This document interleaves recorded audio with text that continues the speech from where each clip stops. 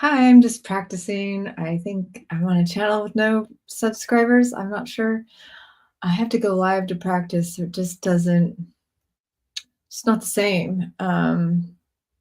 It's just not the same. So here we go. I'm going to, first of all, let me just riff a second here. Not reading my script. Who am I? I've, um, I've lived through the 70s and the 80s and the 90s, and now we're here. Um, I remember when Y2K was a big deal. And I've been pursuing a couple of things: the meaning of life, passion and purpose. Definitely thought I was chasing enlightenment for a while. Um, I took for granted friendships and relationships and had to start cultivating them again later in life when my patterns and programs became so uh, obtuse, or my youth and beauty wasn't enough to make up for it, or my fun. Something happened where it felt I became feeling more isolated. Although as a child, I did not speak to adults until I was in college. Um, I was afraid of them. I mean, I guess I spoke to some of my school teachers, but like I didn't speak to my friends' parents. I have memories of later in life memories of my friends telling me that I was weird. Their parents thought I was weird. And then as a little kid, my younger brother would be the one that would go up to the counter and ask for more sugar. Yes, that was what we always asked for, was more sugar. So a life of processed foods, which has been then changed to trying healthy foods, and then finding out in my 30s that fat doesn't make you fat if you eat carbs. So I've gone through a food journey, and now I'm on a high carb, low fat diet that has keeping me alive due to perhaps damage from my high fat diet of those typical things that everybody's into now. Atkins, it's not good. But I will argue to the death about that. But people will say all bodies are different. Yes, because you can talk to a body at 25 years old. That is different than a 55-year-old body. But if I could have known what I know now when I was 25, I wonder how young I would be without all the filters. What else about me? So yeah, I was type A then for a while. I could do it all. I was smart in school, had high SAT scores. Played track, I played soccer, I ran track. I had friends, but my friends were weird. We were weird. I mean, I was friendly with everybody. I had a friend group that we called ORP, the Organization of Real People. Three of us. There were three of us. I saw other girls in school that did the thing. We used to make fun of it all the time. This before phones. So like now I don't even know if this happens, but it was like they see each other, they get so excited. And I was like, it seemed fake. But I'm like, wow, that's like so cool to be that free with love and the desire, excitement. So then college, double majored, chemistry, applied ecology, while running track, while playing on a million soccer teams, while working part-time, and got good grades, found hard classes very easy. As a girl, a kind of a cute, young girls are cute, nothing special, but I didn't have anything special, but just was treated like I was dumb, even though they knew I was in the same chemistry class with them. But there was this thing that they would kind of treat me like, well, you can handle this level freshman, but just wait till this. Oh, you're handling this sophomore year, just wait till next year when you're in physical chemistry. And then like, actually, that was the easiest one. I love that stuff. Don't tell me to memorize anything. English was always like a second language, even though it's my first language, and still learning words today. Yesterday I had to look up guilelessness. I'll admit it. I can admit it. I have some relationship with shame where I'm like shameless. And then there's so much shame that I have had to learn how to be with through Relateful. So I'm just giving a backstory of like all that. So college, I came out of college in my 20s of like pretty intense personality, pretty like I did a lot. I had a lot, and I felt like the track was my meditation. Running as fast as I could really clears your mind. And I don't do it anymore. And it's not the same when you don't have a race. There's something that drives you with the race. Or me, if you're competitive. I also lived in Newport Beach, went to UC Irvine, and did enjoy sunsets. So I had a lot of meditation. I never used the word meditation. I never heard of it. I never thought about it. I had no Eastern philosophy in my life through college. I had pure science, I wanted to be an actor. I used to go through the theater department at UC Irvine and feel intimidated, like I could never do that. And I found out from friends talking about high school, like 20 years after high school, that I would drag them to high school, play auditions, and they'd call my name and I'd run away. And then I'd talk my friend into signing up and she'd audition. I didn't get a part in the school play in 8th grade, which I just assumed from childhood to 8th grade that I would get all the parts. I just thought I was a movie star from day one. I made videos.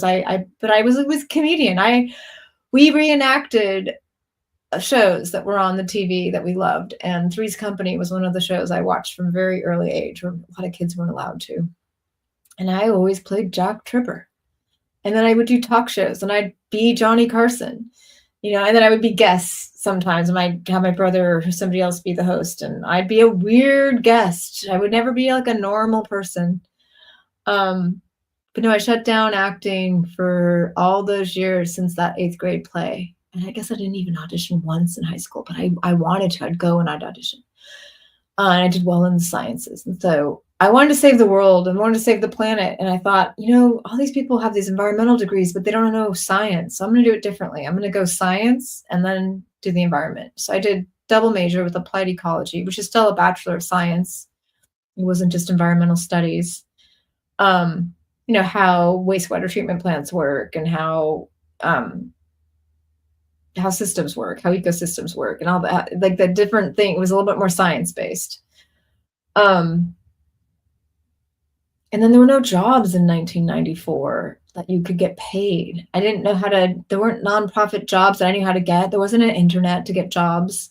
And the jobs that I had access to were to be an environmentalist, for either knocking on doors, asking for money, like a nonprofit fundraiser, or working in the field doing lab samples, or working in a lab and testing soil.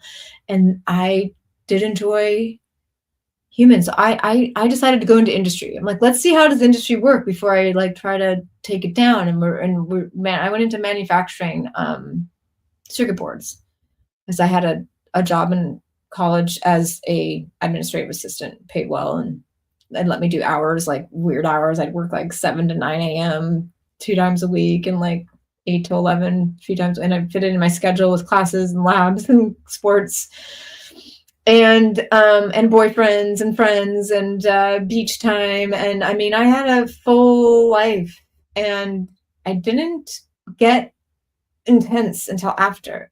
Like the running and the meditating of the sunsets or swimming in the ocean were like enough or something.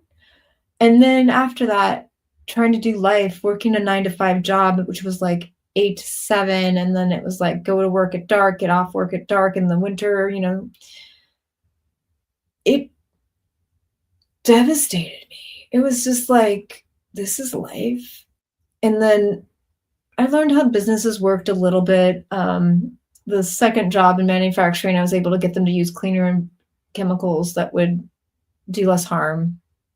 To some OSHA Clean Air Act workshops and learn things. And I did make an impact, a small impact, and always made recycling a priority everywhere I was, and got the recycling going on the college campus, and the Rainforest Activation Club in high school. I mean, my community in my 20s, we got a recycling program going in the city that wasn't there before. But nothing felt like enough. I never felt like I did enough. And then emotional dysregulation, and then anger all the time, and yelling at my ex-husband now. I I look back, like, I became a monster. But at the same time, I started wanting to know how to be a human being. I started taking classes. The self-help movement, to me, in my world, it just started. I don't know if it's always been there, but it was, like, big. I don't know if that's how it was in the 90s. It became a big thing. I started going to workshops. I started taking studies at weekends and getting certifications in NLP and hypnosis and, like, learning everything and, like, really connecting to authenticity, which I already was super connected to since the organization of real people. But what happened was I did it like in a bubble. I was in workshops, people were sitting next to me. I read books that were bestsellers. I would buy every book I could afford. I had money. I would go shopping and joke like, I'm buying a book on how to reduce clutter, but I have 15 books on how to reduce clutter. I go into a bookstore now and I'm like, I don't have any draw to buy a book at all. I think that's sad. But I used to go into a bookstore and want every book on self-help, on being human. And what happened in that time was I doubled down on this is me and got into this philosophy that we're at cause. We create our own reality. We're projecting. Everything's a projection. Like everything's it's the matrix. And so when my fierceness and intensity would impact other people, I would not take that in. I would not let it be about me. I was like, not my problem. You can't handle how I am? That's you. And that cost me, I mean, this is over years. This isn't just one time. It's like slow, like people handle it a little. And then not everybody's nervous system wants to be around somebody at any point is going to say there's something brutally honest. And I thought that was the way to be, brutally honest, speak the truth. And without regard to any consequences or impacts or feelings or other nervous systems existing around me. And that, my marriage fell apart. I never found peace. I was constantly searching. I meditated. I did all these things. I did all the workshops. I kept trying to learn. This is my life story. And I'm getting it out right now for some reason. I was just going to read a script. Label coaching. I was just like not looking. I'm looking in the wrong direction. And so, where was I? I'm in the 90s. I'm so excited. I mean, if I tell you the story, I see the visuals. I see like the workshops. I see this beautiful mountain that I built a house on. I see the lake that we took our boat on. That looks like being inside the Grand Canyon. It's called Canyon Lake outside of Phoenix. I see the wonderful people I surrounded myself with friends and family like that I created. I moved to a neighborhood that was just exciting. You could afford a house, you could afford to build, you could afford it. I mean, it was just like leaving California and Arizona was such, and houses were affordable then if you had a job, and created community.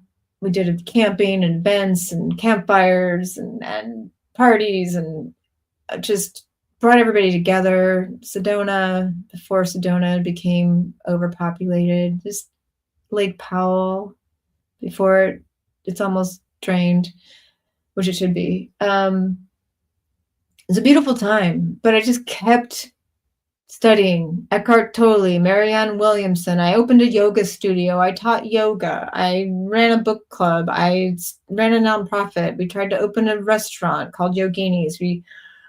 We tried to open a board and ski experience base.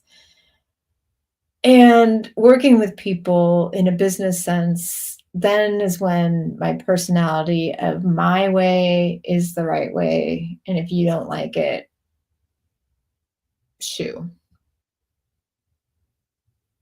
That's when it all crumbled. I still couldn't see it crumbling. I still couldn't see my role in it. But everything changed. I left that life. And pardon me. I started over. I turned 30 and I was like, I can't do this. It just hit me like I kept working on the marriage. I kept trying to improve things, trying to make things better. I was miserable. We were miserable. And we both knew it. And as we started separating and stuff, he just couldn't believe I would leave. And I was like, but we are miserable. And he was like, yeah, that's what marriage is. And I was like, oh, well, I signed up at 23, but at 30, I'm done. I'm done with this misery situation here.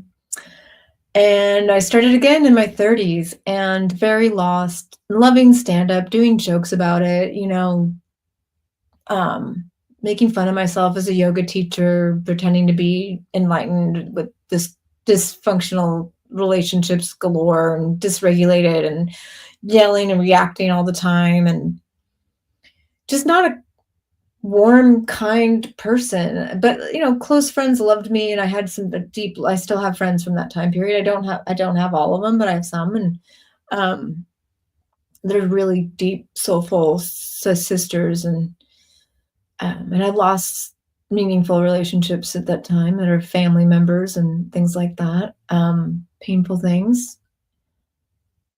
But I started again and I moved to Hollywood, and I don't know if I thought being a movie star would have filled this empty void inside of me.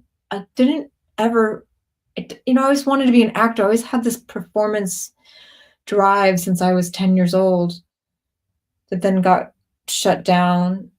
And then I reopened at 23. In the midst of all that stuff in my 20s, I had an agent and I auditioned in Phoenix. I often would lose saliva in my auditions, and they would ask me if I needed water. Maybe they would tell me to take a breath. I didn't book very many jobs. I was a nervous wreck. Got some modeling stuff because then you don't have to talk.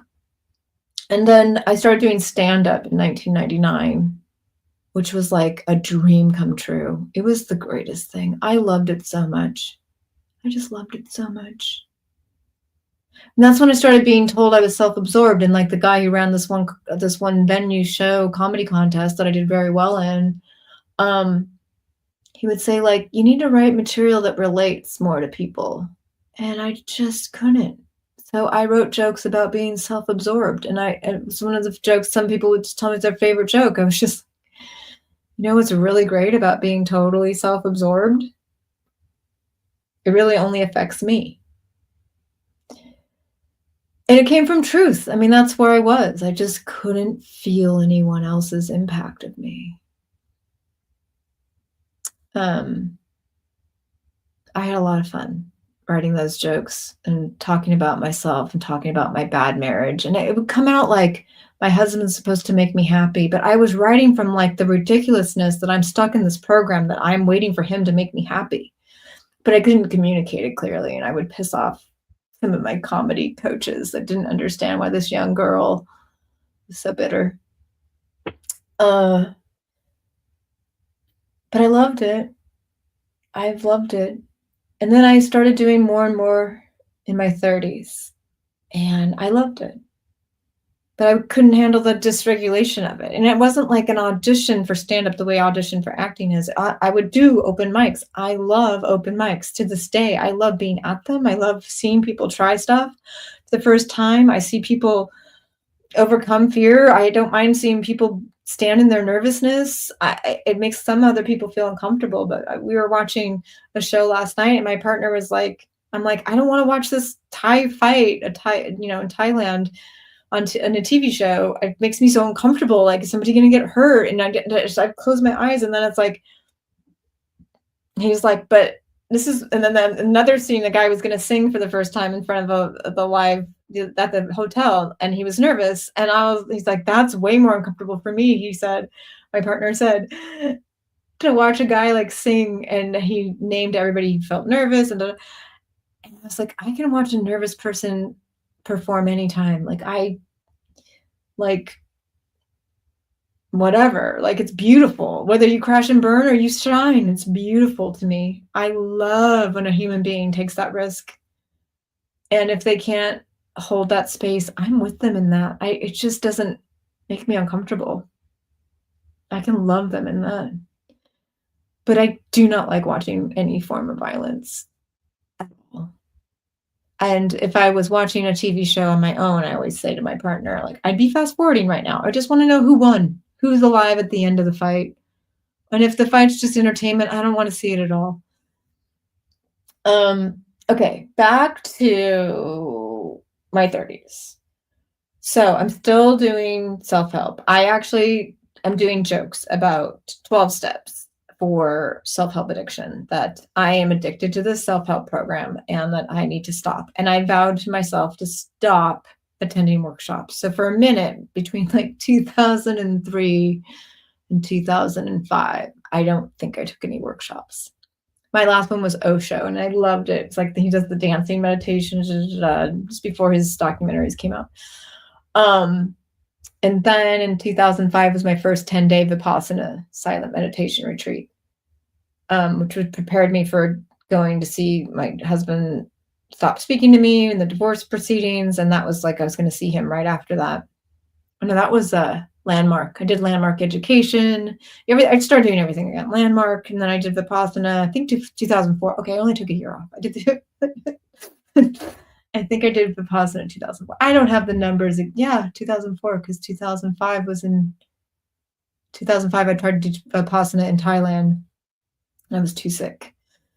And I spent a week on Koh Samui, sick, in a hotel room, thinking I was going to die. So 3 Vipassanas later, more workshops, more classes, more books. I ask Eckhart Tolle a question. How do you stay equanimous? How do you stay equanimous when there's so much sadness in the world? And I just used one example, like animal abuse. And it was a show with Oprah doing a web series with Eckhart on the New Earth. I think it was New Earth. Berlin, there's a beautiful bookstore on Melrose in LA, Hollywood area that is gone now. Bodhi Tree Bookstore that we had the web series filming at. So I asked him a question, and I'm still working on understanding that answer, but I'm pretty close. I think I'm almost there. I don't know. It's taken 2 decades. What was that? 2000.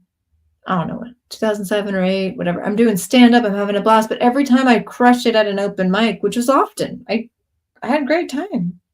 I had no worries at an open mic. I get to just play, be myself, try new stuff, no pressure.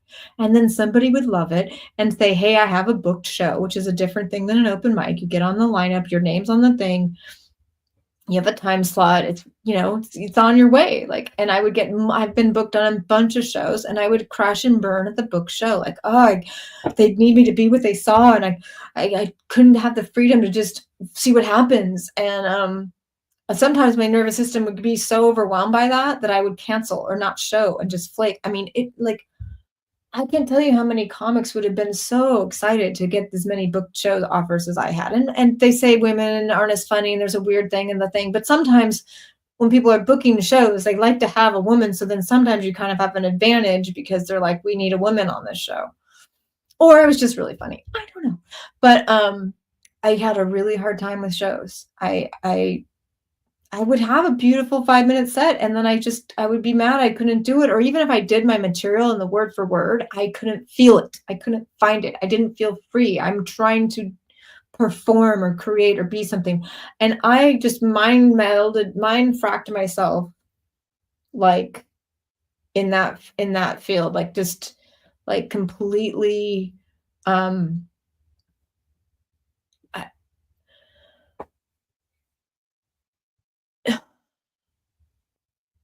I got all tangled up. My good shows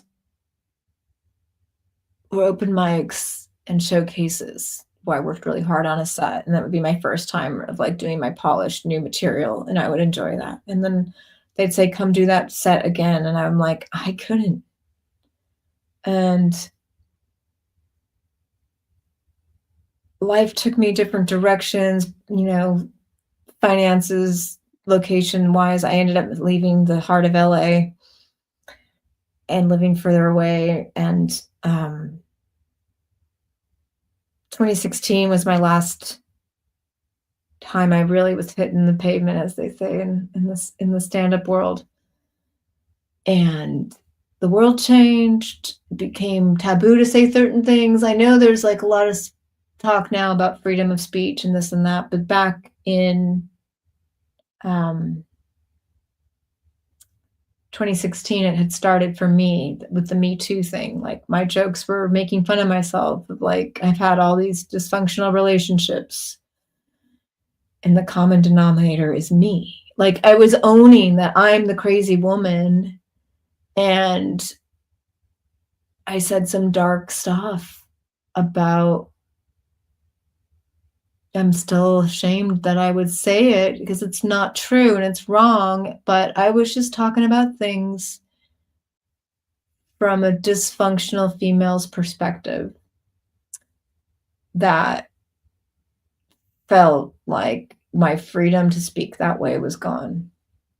It's making fun of Hillary Clinton and just lightly, like joking, like, don't real feminists are anti high heels, right? Like she's not wearing tennis shoes. I was just joking around. I'm like, she kept saying she was going to raise the glass ceiling for girls. And I'm just like, what is the glass ceiling? You have to marry the man that has the job you want? Like and then get it after him. I was just like making jokes that made sense to me, but it just felt like, oh, this isn't okay anymore. I can't.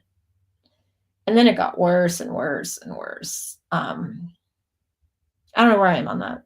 So anyway, I still have this deep love for stand-up. I am working on stand-up material as I am working on coaching marketing I am a great coach. Here we go. That's my life experience. I've gone through a lot. So then in my 40s, 43, somewhere around there, I discovered formerly known, it's called Relateful now, but formerly known as circling. And all the things I've just shared about my nervous system and take my way or the highway. I'm going to be honest because that's authentic. If I say something and you can't handle it, that's your problem. All of that's changed. And the sense of like, I'm going to get excited to see a friend is not fake. And I feel like I'm just a baby, but I'm also like really able to see all these patterns, all these things. And Relateful's just, I think I could spend, how long have I been here? I think I could spend another full, whatever amount of time I just talked, almost 30 minutes. I could spend another 30 or 27 minutes on how and why Relateful has changed my life, but I'm going to do that another day because I'm getting tired. So I'm just going to do this practice thing right now and read my script, okay? If you're feeling overwhelmed, reactive, disconnected, or caught in patterns you can't seem to shift, you're not alone. This work offers a space to slow down, notice what's actually happening inside, and begin building a different relationship with your emotions, your nervous system, and your inner world. I work with people around noticing their patterns in their nervous system and emotions and helping them notice what's happening, emotional reflexes, relational habits, and conditioning that often run without us realizing it. When we start to see those undercurrents, something shifts, like a relief, a sense of calm, no more numbness, but choice. For me, this practice changed everything. I used to go into reaction. Anger would arise. My breath would disappear. My body would tense. I would lean forward as if I was about to fight, and the words would just come out. No pause, no awareness. Relateful taught me the difference between being angry and being with angry. Being with anger versus like, I am angry and oh, I'm noticing my anger right now. Like that's off script. The anger still comes, but now I can feel my breath. I can notice my posture. I can slow down. I can choose how and when to speak. Where I used to lose myself inside it, I can trust the signal of anger without being overtaken by it. I can stay connected to myself while being honest. People start seeing more clearly. They start mating themselves with honesty. They stop being in a constant internal battle. I'm a practice guide for people who want to learn how to stay present with their real emotional experience, not by suppressing or overanalyzing, but by learning how to be with emotions instead of becoming them. That's the work I offer, not suppression, but building the capacity to stay awake inside of it. And sometimes when we see ourselves clearly, there's relief and even laughter at the strange beauty of being human. And sometimes that leads to really big external changes, and sometimes it doesn't show up that big, but something real shifts in how we live and see and relate to our lives. I've been practicing this work for almost a decade with genuinely life-changing results. And now I love practicing and guiding this with others who want more capacity to be human in their relationships, in their inner world, and in this ever-changing world. I'm not here to fix anyone, more like a practice guide, someone who's walked the path and enjoys walking alongside others while they explore it for themselves. Book a session. Yeah, see, I can feel like how different I am reading a script and telling them this. So let me just try to say everything I just said without reading the script. I'm gonna have to look at the script to kind of get the points. I mean, the anger thing is like so huge. The anger thing, being with shame, there was just it's gone on, and the practice is like getting to know this humanness of ourselves, this ability to have reactions, viewpoints, anger, all of it, shutting down, people pleasing. And in this work, we like get beneath the analysis and the chatter. It's like the difference of like practice, the group practice, the relateful practices. Coaching one-on-one is a little different, but they're similar. But the group relateful flows and such, you get to experience in a group setting, like yourself, your triggers, what happens. Like it's how do I explain it? Like, I guess that I used to get angry all the time. I was a dysfunctional person in relationships. I was the common denominator. All my partners would say to me, I have never fought this much with anyone else. And then I heard that like the fifth time hearing that, I'm like, okay, it's me. I am such a wild force of nature that takes no time to go from peaceful, happy to like roaring angry. But the sessions are designed in, we'll get the context in a coaching session, but if you come to a group session, the kind of the idea, and there's not, everything's kind of flow and freedom, but there's the concept of not bringing in too much story or context. So in a sense of being angry, I got so much out of these sessions by coming in angry at my partner, like in a fight, go onto a Zoom, jump into a session in a state of this rage and anger that I know so well, that I've had, that's destroyed multiple relationships and my life experience. Like my moments of life have been destroyed by being overtaken by anger. Come into a session, doing the practice. It's human nature, you know, we're all doing the best we can, but people in this session will go, why are you angry? Right? And I have multiple sessions. I'm like been doing this almost a decade. But when I stayed with the practice and the tools and the practice, a container of like an hour of a practice, not like in life you get to say why you're angry. Now I do it calmly and regulated. And I'm not like, anger has not been erased, but the way I'm with it is so different. But back then I was just, and like, I wasn't even talking, people could see, like, that I was, and they're like, what is it? What is it? And I was like, I don't want to, I could go into the story, but I just like, there's a group of people I'm looking at. So if I go into the story of why I'm angry, not only do I not do the practice of like, kind of keep the context, state of the present moment, what's happening now, like whatever I was angry about isn't happening right now. Whatever he said or did isn't happening right now. But I'm also, I know, like, if I go into that story, I'm not with, I can't really be with the group. So describing the sensations in my physical body like how I felt, like the way that rage felt in me, the heat. I would call it little tiny knives that all over my skin, little baby knives poking me all over. And I think what I used to do when I'm in romantic relations is take those little tiny knives and like turn them out and like push him into the other with mean words and hurtful things and literally physically coming forward. Because as I started to do this practice outside of the sessions, I would get triggered and angry by my partner, and I would just do the noticing, just feel myself, you know. Then this is baby step one, and then like baby step two is like notice what they're experiencing, like get curious, like they might have said something mean, but where did it come from? Where are they now? But this is like baby steps.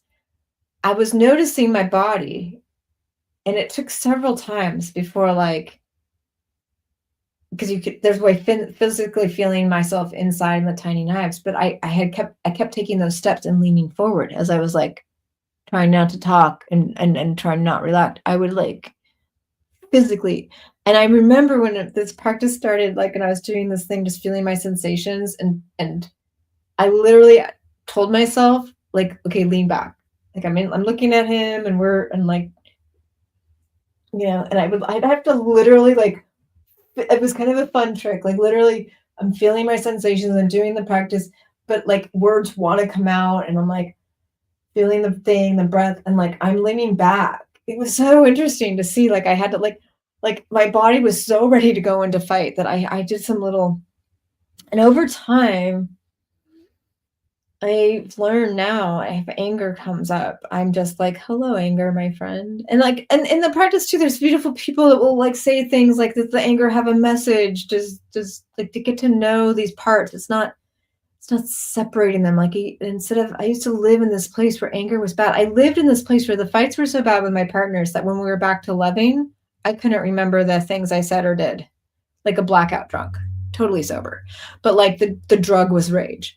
And so I segregated myself. Like I am a good person when I'm calm and happy, and this is bad. Anger is bad. And this practice is bring me back into wholeness. Like anger is a part of being human. And I don't think there's anything wrong with it. And there's plenty of reasons to be angry.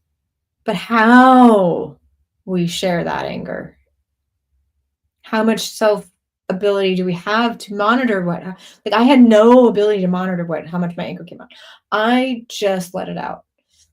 And there's other personality types that are people pleasers, then suppress it, and that's a whole different, like there's a different thing. And like there's interesting in sessions where people would want me to say more, and I'm like, I don't, like, that person over there in the corner that might have a lot of anger probably needs to say more or say why or speak the story, because they never have.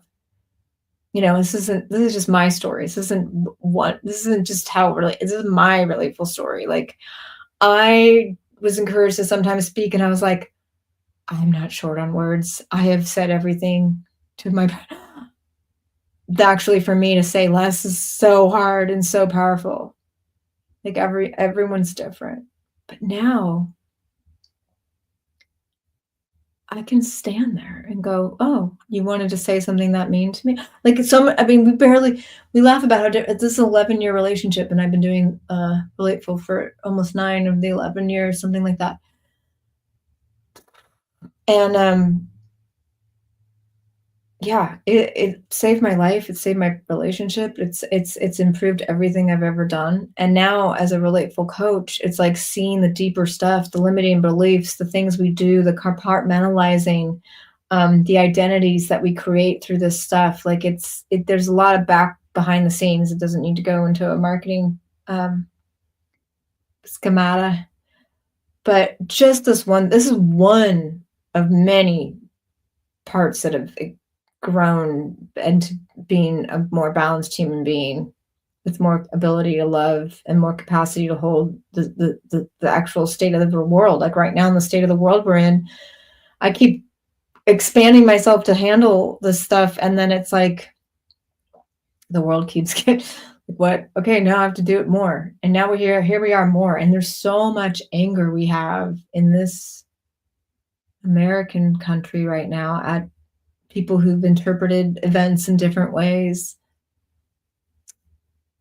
And instead of seeing that's a human being who can't go to empathy because it doesn't fit with their level of identity. They can't see what you see and feel what you feel if you are having empathy for the situation, because they're in a different level of identity. And instead of living in this, like, which is just letting the powerful win, if we can start to see what it is to be a human being, like,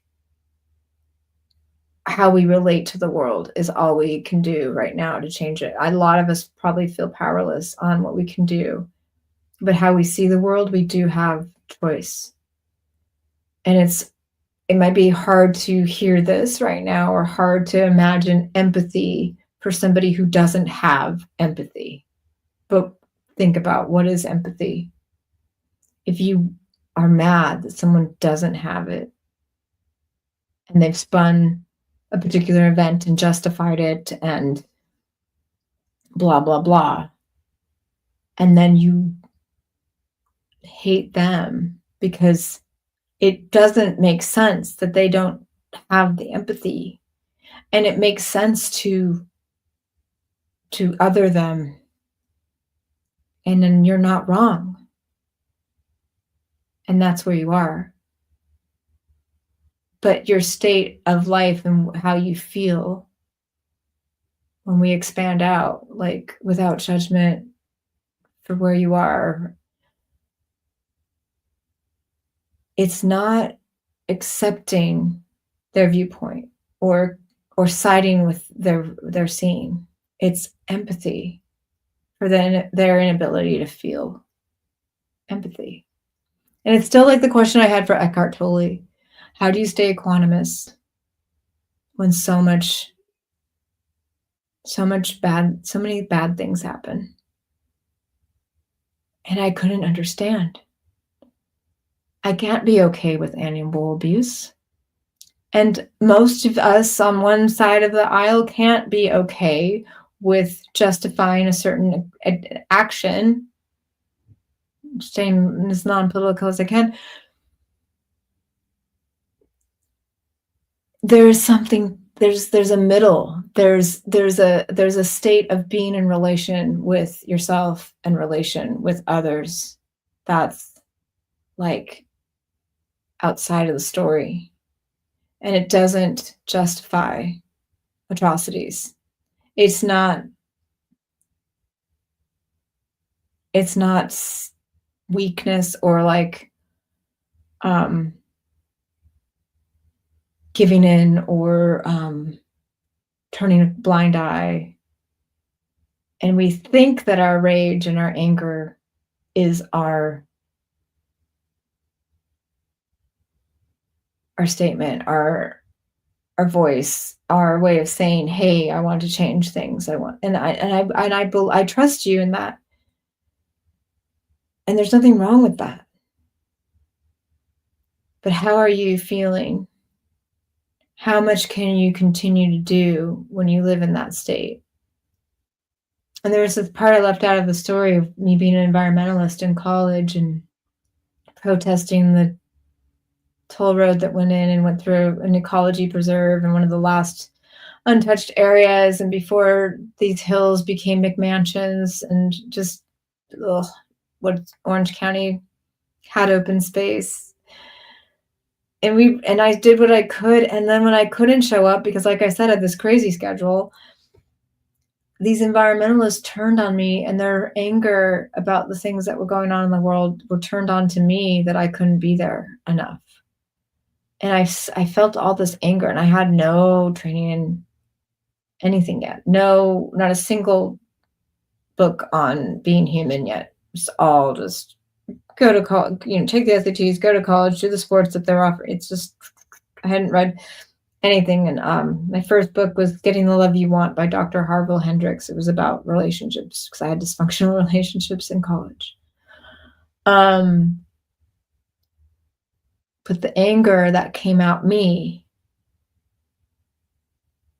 shut me down from wanting to participate. It actually was like, I can't do this with my life. I knew that. and my anger channeled into these relationships and stuff. But like, I'm not saying I'm not upset about what's going on in the world. I am. But I feel much more powerful touching that anger in a relateful way than in living in a state of anger and blaming other people and other events for that anger state. So this is just all I've got on anger. I see, how long did I go on the second part? And this is not even touching the surface of the awesomeness of relateful. All right. Well, I'm going to sign off and we'll see if any of this lands. We'll do it again.